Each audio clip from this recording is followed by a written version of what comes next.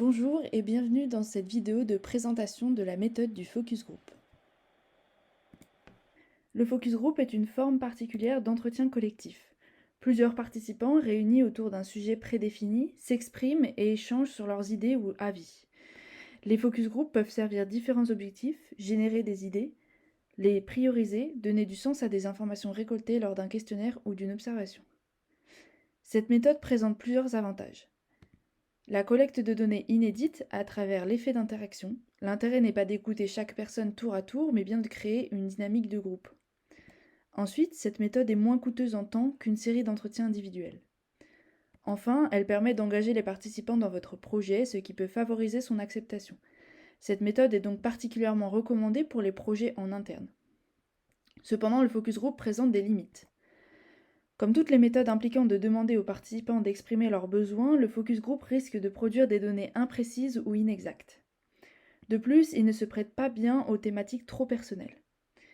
La faible taille du groupe ne permet pas d'obtenir des statistiques généralisables à une population plus large.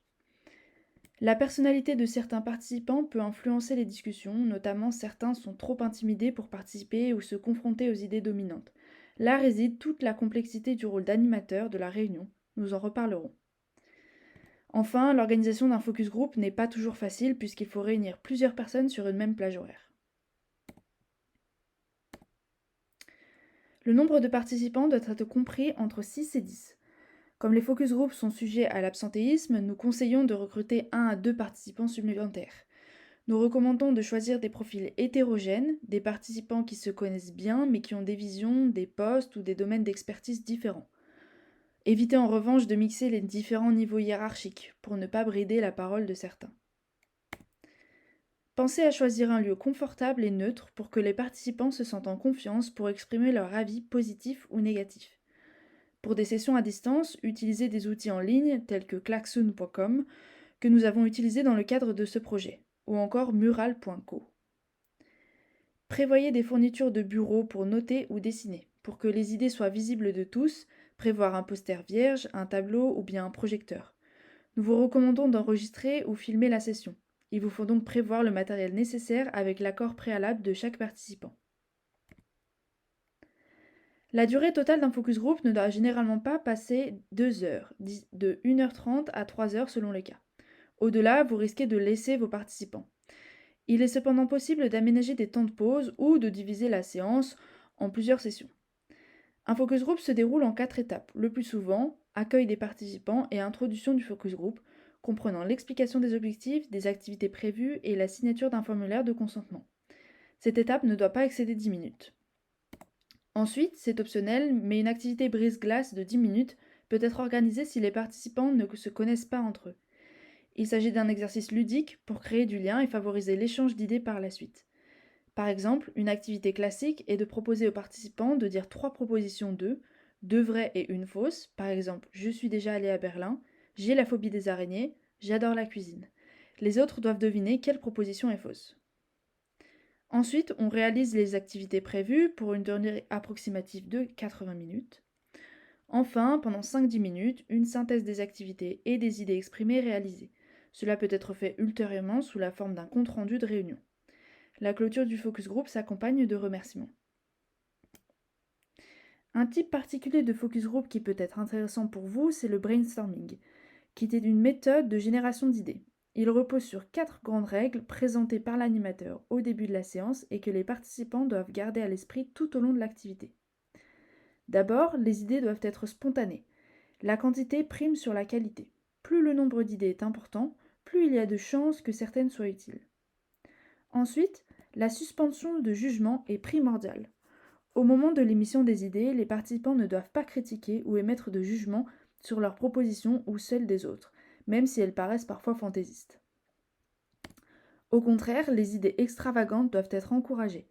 Les participants doivent se sentir complètement libres de formuler toutes les idées possibles et imaginables.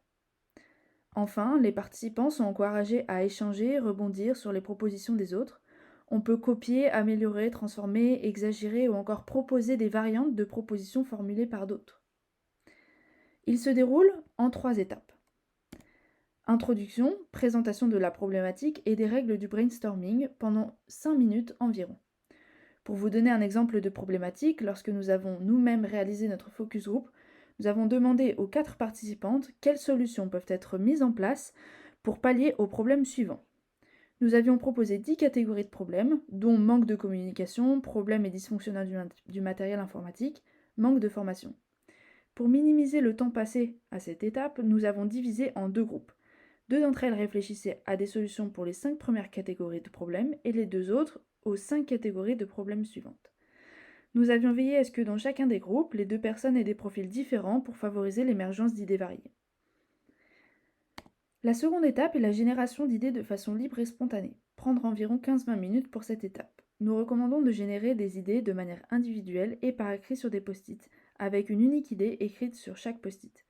À la fin de cette étape, chacun va les accrocher sur un support vierge pour qu'ils soient visibles de tous. Présenter les idées au groupe et ou générer des idées collectivement, comptez facilement 20 minutes, attention à ne pas trop détailler chaque solution. Tri et sélection des idées par les participants. Si les participants ne sont pas habitués à un tel atelier, cette étape peut facilement durer 30 minutes entre 30 minutes et 1 heure selon le nombre d'idées générées. Durant le focus group, un rôle essentiel est celui de l'animateur ou modérateur chargé de faciliter les échanges. D'abord, c'est lui qui expose la problématique, propose et mène les activités. Ensuite, l'attitude de l'animateur va fortement influencer la dynamique de groupe et sa performance. Il doit être énergique et positif, mettre à l'aise les participants, par exemple en proposant une activité brise-glace, comme dit précédemment. Également, c'est lui qui gère le temps et doit veiller à garder le rythme et recadrer les discussions si elles s'éloignent du sujet. Enfin, il doit s'assurer que la parole est répartie équitablement, en évitant que certains participants plus expressifs ne dominent le groupe.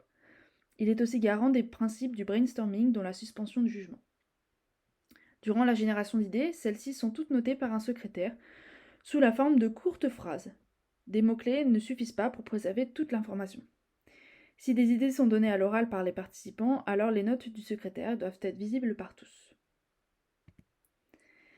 Le tri consiste à regrouper les propositions similaires, supprimer celles qui sont redondantes et en filtrer certaines. Il est mené par le groupe et ou par le modérateur. Ensuite, l'étape de sélection est une phase convergente où la pensée critique est autorisée pour les participants. Elle consiste à examiner les idées selon certains critères définis au préalable par les organisateurs du focus group ou bien par les participants. Des exemples de critères possibles sont la faisabilité, le temps de mise en œuvre, le coût, l'efficacité, les risques induits, le feeling de l'équipe, les bénéfices apportés, etc. Plusieurs techniques existent pour évaluer la pertinence des idées. Une première méthode consiste à placer les idées inscrites sur des post-it dans une matrice de 4 cases avec un axe horizontal, un critère 1 comme la faisabilité par exemple, et un axe vertical, un critère 2 comme l'impact sur le quotidien, comme vous pouvez le voir ici. Une fois les idées placées dans cette matrice, les idées les plus intéressantes sont celles qui se trouvent dans la zone prioritaire, celles qui sont les plus faisables et qui ont le plus fort impact dans ce cas. Une autre technique est le tableau multicritère. Sélectionnez 3 à 5 critères pertinents. Construisez un tableau avec les idées en ligne et les critères en colonne. Pour chaque idée, les participants attribuent collectivement un score pour chaque critère. La dernière colonne sert à calculer la somme.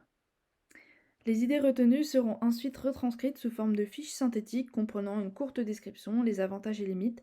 Suivra une phase de recommandation où les résultats du brainstorming seront présentés. C'est maintenant la fin de cette vidéo, je vous remercie pour votre attention et vous pouvez retrouver les autres vidéos sur notre chaîne.